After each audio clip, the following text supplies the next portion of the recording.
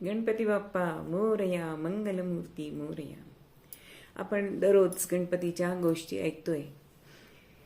या 11 दिवसात अनंतापर्यंत गणपतीच्या 21 गोष्टी सांगायचा संकल्प केलाय आणि आपण ते ऐकताय. मला त्याचा चांगला प्रतिसाद मिळतोय.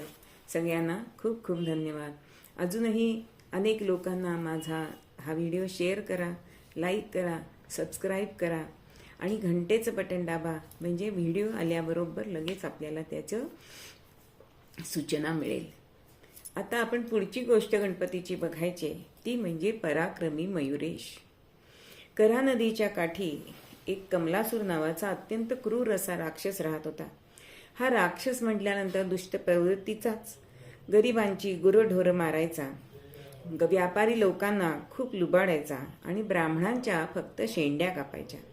त्याला दुसऱ्याला त्रास देण्यास खूप आनंद वाटायचा आणि त्याच्या ह्या कृत्याने सगळी लोक अगदी त्रासून गेली होती. त्याला मारायचा कसा हे अगदी सगळ्यांना कोडं पडलं होतं. म्हणून त्यांनी अर्थातच देवांचा धावा केला. देवांनी सुद्धा कमलासुराच्या नाशासाठी गणपतीला पाठवायचं असं ठरवलं. आता गणपतीनं आल्या आल्या लढाई सुरू केली कमलासुराशी. दोघांची लढाई सुरू झाली, पण कमलासूर इतका पराक्रमी असल्यामुळे गणपतीला काही तो हार जाईना. तो युक्ती लढवून गणपतीशी युद्ध करत होता आणि त्यामुळे कायम बरोबरी होई. पण गर्गमुनी हे त्रिकाल ज्ञानी ऋषी होते. माणसं आणि देव त्यांना मानत. त्यांनी पाहिलं की कमलासूर काही आटोक्यात येत नाहीये, म्हणून मग त्यांनी गणपतीला असं सांगितलं की तू एक यज्ञ कर आणि त्या यज्ञातून तुला एक मोर प्राप्त होईल. त्या मोरावर बसून तू कमलासुराशी युद्ध केलंस तर तू विजयी होशील. गणपतींनी यज्ञ करायला सुरुवात केली.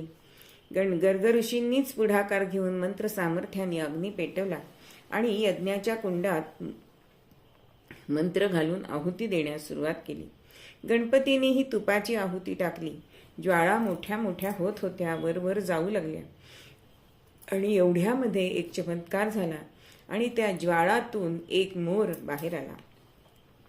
गणपती पटकन त्या मोरावर बसला. आता गणपती फार बलाढ्य झाला होता बरं का. त्या अग्नीतून दिव्य असा मोर प्राप्त झाल्यामुळे गणपतीची शक्ती अजूनच वाढली होती.